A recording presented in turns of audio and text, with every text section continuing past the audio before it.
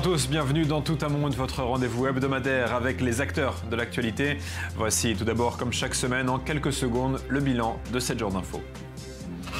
Jérusalem à feu et à sang, 5 personnes ont perdu la vie dans une attaque à la hache et au pistolet dans une synagogue. Le maire de la ville sera avec nous.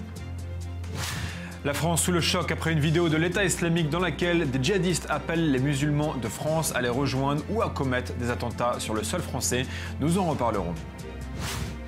Barack Obama prend de court les Républicains et annonce la régularisation de 5 millions de sans-papiers. Près de 1000 personnes ont été tuées en Ukraine depuis la trêve conclue en septembre entre l'armée ukrainienne et les séparatistes pro-russes. Environ 13 victimes par jour ont été signalées. Bonjour Elie Bernavi. Bonjour. Merci beaucoup d'être avec nous comme chaque semaine. Je rappelle encore une fois, avec plaisir, ancien ambassadeur d'Israël et historien. Quel est le titre d'actualité qui vous a le plus marqué dans ce qu'on vient de voir? Incontestablement, c'est l'attaque à Jérusalem. C'est une attaque sauvage et angoissante parce qu'elle représente comme nouveauté. Alors on va reparler de Jérusalem tout à l'heure avec le maire de la ville, mais avant cela, on a vu des jeunes occidentaux parler à découvert au sein de l'État islamique dans une vidéo de propagande à l'intention de la France et ils parlaient à visage découvert. Ils sont français et ils ne se cachent pas. Le but c'est quoi? C'est de recruter ou de faire passer un message aux autorités françaises? C'est les deux. C'est de recruter, c'est de faire passer un message. On est visiblement à un nouveau stade de la lutte de cette organisation qui est la guerre ouverte. Écoutez, il faut dire les choses très, très simplement. Je suppose que tout le monde est angoissé par cette... Et il y a de quoi. On assiste là à une espèce de guerre de religion particulièrement brutale depuis que nous avons évacué l'idée même en Occident, moins ici, mais en Occident, l'idée même de la religion comme quelque chose qui informe profondément la vie individuelle et sociale. On refuse de voir et on cherche derrière les raisons religieuses, des vraies raisons sociales, économiques. Oui. Et donc, évidemment, c'est comme ça qu'il faut le lire. Mais en même temps, ce qu'il faut dire, c'est que leurs chances de réussite, quelle que soit la manière dont on définisse la réussite, sont nulles. Daesh ne va pas réussir à créer un califat, ne va pas mettre en danger... Je voudrais réagir à ce que vous avez dit sur on cherche les vraies raisons derrière une pseudo-guerre de religion au sein des Occidentaux qui refusent de voir le motif religieux. Lorsqu'on voit ces jeunes Français qui ont rejoint Daesh, à chaque fois qu'on fait un reportage sur les familles, on entend tout le temps le même refrain. C'était une famille tout ce qu'il y a de plus normal, une famille de classe moyenne, une famille laïque. Qu'est-ce qui manquait à ces jeunes en Occident pour qu'ils rejoignent le djihad? C'est compliqué à dire parce que chacun a ses propres raisons. Il y a la dimension religieuse, mais qu'est-ce qu'elle recouvre? Vous savez, quand on parle de religion, c'est un phénomène total. Il y a évidemment quand même des raisons sociales et culturelles. Il faut pas, je ne prétends pas en disant qu'il faut écouter ces gens parce qu'ils sont sincères. Malheureusement, ça ne veut pas dire qu'il n'y a pas de raisons autre que purement théologique. Et alors, quand on voit leur profil, c'est généralement des jeunes paumés qui trouvent mal leur chemin dans la vie. Il ne faut pas oublier que la République française, comme d'ailleurs l'ensemble de l'Occident, mais en France c'est encore plus sensible, elle est en crise non seulement économique, mais en crise morale, une espèce d'affaissement moral. Et on ne propose pas à ces jeunes un idéal local, national, européen, et donc ils fuient vers une espèce d'utopie. C'est leur guerre d'Espagne, si vous voulez, excusez-moi. Oui, en toute proportion, évidemment. évidemment. Mais ce sont pas...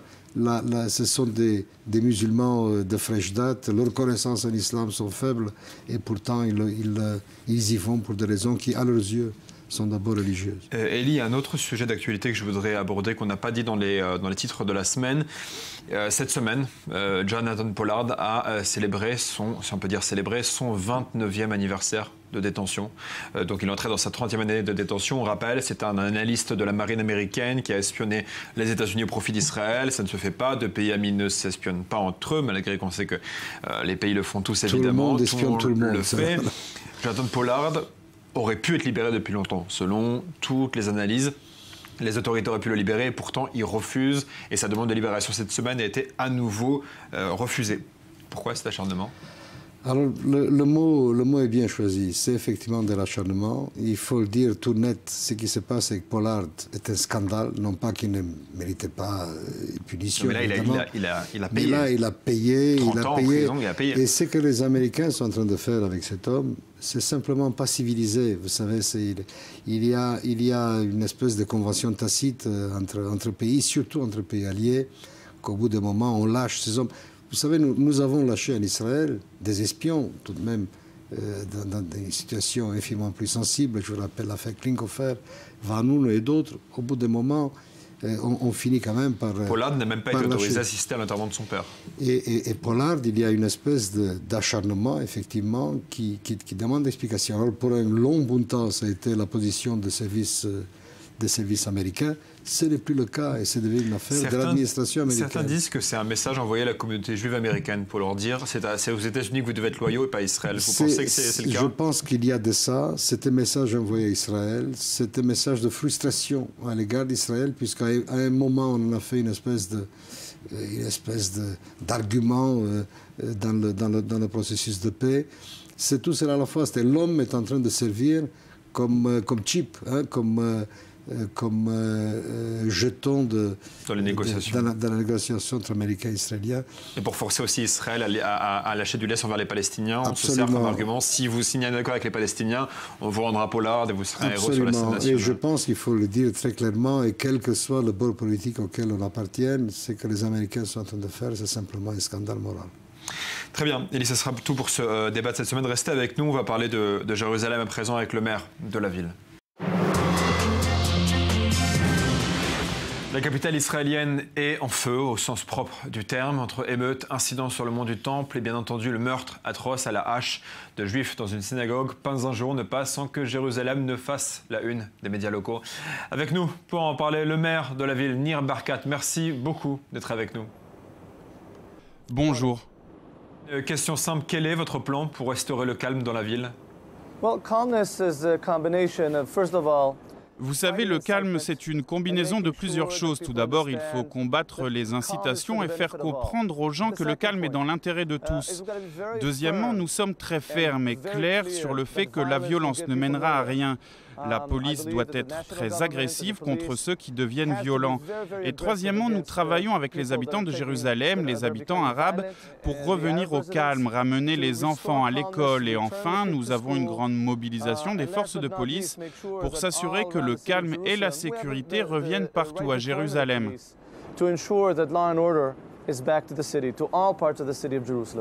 D'accord, mais qu'en est-il des provocations de la part de certains juifs? well, any kind of provocation and violence. Toute provocation et violence sera sévèrement punie par la police. Nous n'autoriserons aucune violence des deux côtés. C'est notre responsabilité à la police, au gouvernement et à moi-même de combattre toute violence, tout extrémisme. Jérusalem a besoin de paix, de calme et d'ouverture comme c'était le cas il y a quelques mois. Je suis sûr que nous reviendrons bientôt à cette situation.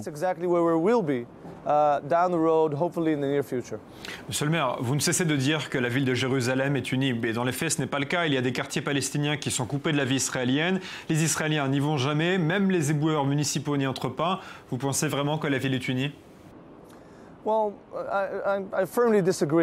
Je ne suis pas du tout d'accord. Lorsque vous allez dans nos hôpitaux, nos restaurants, nos entreprises, vous verrez des musulmans, des chrétiens et des juifs. Il y a des milliers d'employés arabes partout dans la ville. Ça a été le cas avant et ce sera toujours le cas. Il n'y a pas de barrières intérieures, sauf des barrières de sécurité très temporaires, dans le cas où la police a besoin de sécuriser un endroit spécifique. Mais notre but est que Jérusalem reste ouverte comme elle l'a toujours été. Naturellement, lorsqu'il y a des problèmes de sécurité, nous nous concentrons sur les moyens de ramener le calme, puis nous retournerons à une ville ouverte et unie. C'est le but et le souhait de la majorité des musulmans, des chrétiens et des juifs, et c'est ce qu'il y aura toujours à Jérusalem. Écoutez, je sais que vous n'êtes que le maire et non le Premier ministre, mais je suis obligé de vous poser la question, est-ce qu'il existe une solution politique à la situation actuelle ? Vous savez, je ne pense pas que des discussions puissent avoir lieu dans un contexte de menaces et violences. C'est au Premier ministre de gérer les négociations avec les Palestiniens, mais ici à Jérusalem, je veux être clair. Nous n'accepterons pas la violence et la ville de Jérusalem est et restera la capitale unifiée de l'État juif. undivided capital of the Jewish state. Merci beaucoup d'avoir été avec nous, Nir Barkat, maire de Jérusalem. Thank you. Merci. Qu'en pensez-vous des propos tenus par le maire de Jérusalem? Vous êtes d'accord avec lui? Notamment sur les solutions politiques, sur le fait que la ville est unie, qu'il y a une solution politique. S'il croit ce qu'il dit, il vit sur une autre planète. Mais il est vrai que Jérusalem, c'est une autre planète. La ville a été conquise. J'y étais. Elle est, depuis, elle est unifiée théoriquement. Elle est dans les faits profondément divisée et de plus en plus. Sur quel plan? Du point de vue démographique, sur politique, le plan économique, ethnique, économique, tout ce que vous voudrez. Les Arabes de Jérusalem n'ont pas voté pour Nir Barkat. Ils auraient pu. Ils ont le droit. Mais les Arabes de Jérusalem ne vont même pas voter aux élections municipales à Jérusalem. Exactement. Ils boycottent. Non, ce que je dis pour Nir Barkat, pour qui que ce soit. Moi, j'ai toujours pensé que c'était une lourde erreur. C'est que s'ils étaient allés voter, influencer n'importe quel scrutin. Ils auraient pu avoir une influence déterminante. Ils ne l'ont pas fait, pour des raisons nationales, ethniques, religieuses évidentes. Donc la division de la ville est un fait. Les gens n'y vont pas, il ne faut pas croire. On y allait au début, maintenant personne n'y va. Si vous allez, moi je suis allé à Boudis pour enseigner à El-Quds. Les quartiers arabes, la plupart des quartiers arabes de Jérusalem-Est, c'est la zone, c'est une ville du tiers-monde. Alors ça ne peut pas durer, évidemment. Il va y avoir des éruptions de violence sans arrêt. D'autant plus que vous touchez pas le gouvernement, mais des membres du gouvernement et des segments de plus en plus importants du public juif là-bas, en Israël, semblent vouloir toucher au statut du monde du temple. Ça, c'est de la dynamite religieuse. Nous parlions tout à l'heure de la dimension religieuse de la guerre. Et donc, ce n'est pas pour rien que maintenant, ça se focalise à Jérusalem, parce que la nature du combat a beaucoup changé. Nous ne sommes plus dans la situation de la deuxième intifada. Nous sommes maintenant dans une phase beaucoup plus confessionnelle, beaucoup plus religieuse du conflit. Et il est normal, hélas, que cela se déclare à Jérusalem. Alors, la solution, évidemment, ce n'est pas déclamer des slogans qui sont vides de sens. C'est d'imaginer un horizon politique. C'est effectivement d'investir enfin de manière à ce qu'à l'est de la ville, on commence à se sentir un peu partie prenante de cette ville, mais surtout imaginer un horizon politique qui ne redivise pas la ville. Personne ne pense qu'il faille mettre encore une fois des murailles au cœur de la ville, mais qui permettent une représentation politique aux Arabes de Jérusalem. À ce moment-là, oui, on pourra peut-être commencer à respirer. Merci beaucoup, Elie Barnavi, d'avoir été avec nous cette semaine, et on se retrouve la semaine prochaine. Et on va terminer cette émission avec un peu d'espoir. Face à ce marasme, il existe peut-être une solution. Ils sont français, israéliens et palestiniens, tous professeurs d'économie.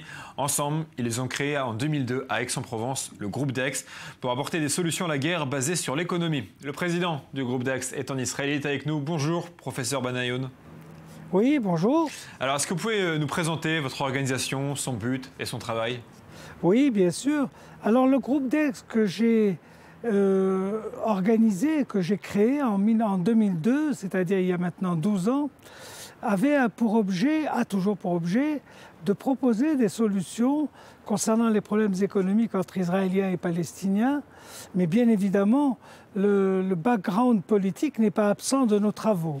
Donc ce groupe, qui comprend des experts israéliens, palestiniens, mais aussi internationaux, travaille maintenant depuis 12 ans et nous avons sorti un certain nombre de documents concernant les divers aspects du conflit israélo-palestinien. Monsieur le professeur, vous pensez que dans la situation actuelle de crise, vos solutions peuvent aider?